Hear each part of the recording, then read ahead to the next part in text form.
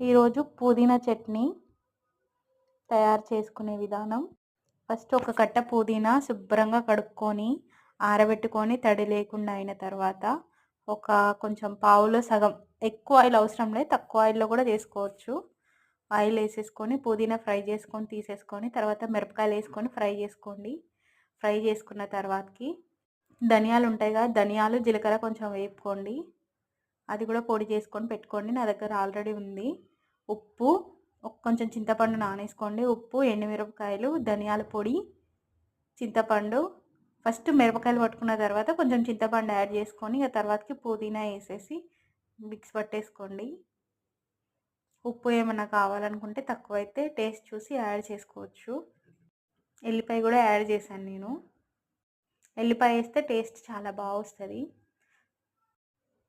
పచ్చడి పట్టుకున్న తర్వాతకి కొంచెం నూనె వేసేసి తాలింపు చేసేసుకోండి.